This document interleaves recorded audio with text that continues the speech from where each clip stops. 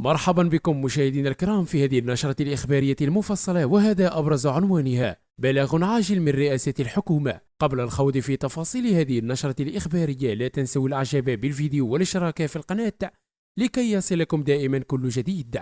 إليكم التفاصيل. يستعد البرلمان المغربي لدخول تشريعي مكتف السنة المقبلة يتصدره إصلاح المنظومة الانتخابية وقانون المالية، إلى جانب ملفات استراتيجية كالتقاعد ومدونة الشغل والتعليم والصحة، في سياق سنة انتخابية حاسمة تتطلب توافقات واسعة وتسريع وتيرة الإصلاحات.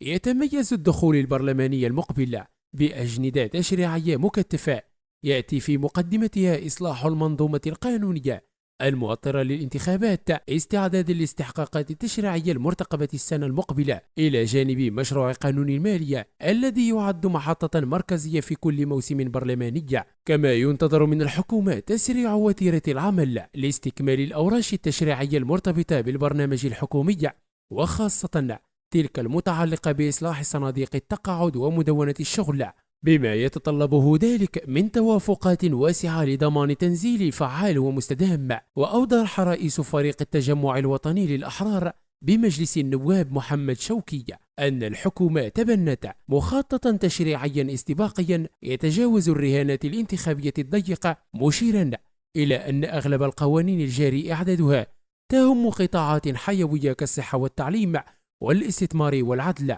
وأكد رئيس فريق التجمع الوطني للأحرار بمجلس النواب أن التحدي الرئيسي في هذه السنة الأخيرة من الولاية التشريعية يتمثل في تسريع وتيرة تنفيذ الإصلاحات ليشعر المواطن بأثرها المباشر، خصوصا في مجالي الصحة والتعليم. وخلال السنوات الأربع الماضية شهد البرلمان دينامية تشريعية ورقابية مهمة تمثلت في اعتماد المسطرة التشريعية الكاملة لمناقشة مقترحات القوانين، وهو ما يعتبره شوقي تمرينا ديمقراطيا مهما.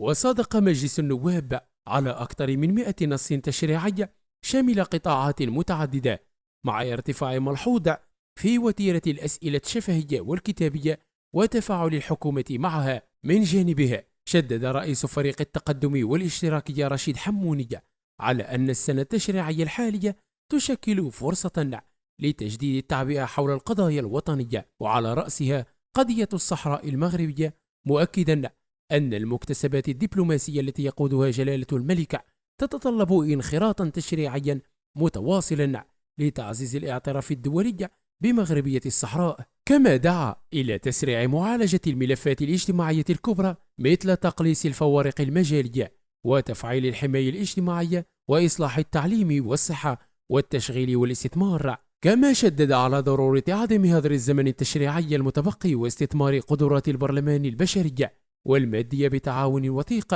مع مراكز الدراسات والخبراء لتحسين جودة النصوص القانونية. ويدخل البرلمان المغربي سنة تشريعية مفصلية تتقاطع فيها الملفات الانتخابية مع الإصلاحات الكبرى في ظل حاجة ماسة إلى تسريع وتيرة الإنجاز وتعزيز التنسيق بين مختلف الفاعلين لضمان تنزيل ناجع يعكس إيجابا على المواطنين والاقتصاد الوطني.